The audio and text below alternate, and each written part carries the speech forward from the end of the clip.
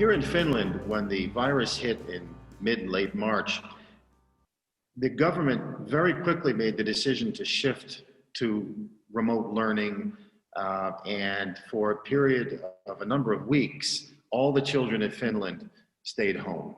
And that went surprisingly well because there was a teacher force that is incredibly skilled and motivated, and they adapted very quickly as best they could, and they pushed computers out to most of the children, and it went surprisingly well. Now that ended, and the last 2 weeks of school this spring were in person.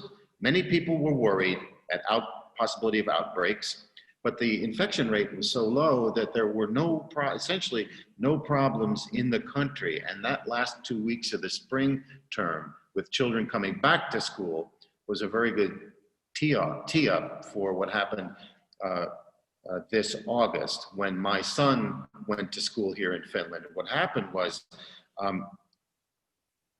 not much happened. In fact, as of today, in early November 2020, there are less than 3% of Finnish children are having to go to school so-called remotely. Everybody else is going to school in person. Now, upper secondary school are wearing masks, and the colleges and universities have largely been switched to remote learning, but children are going to school every day, like my son.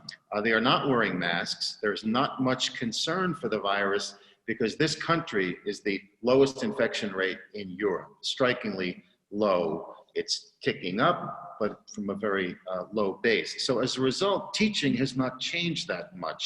It's become certainly more, there's more separation between classes and so forth, but my son is going to recess every day and, running around, and they're all tackling each other and skinning their knee and screaming in joy and going back and forth to school every day from home. So it's kind of a miracle that so far has worked quite well.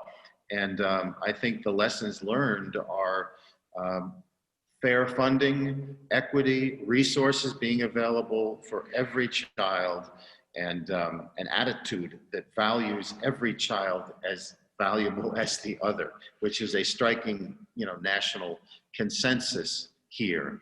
So that's been the story so far, and I hope it stays that way, and I hope it returns to a situation like that in the United States and around the world very soon.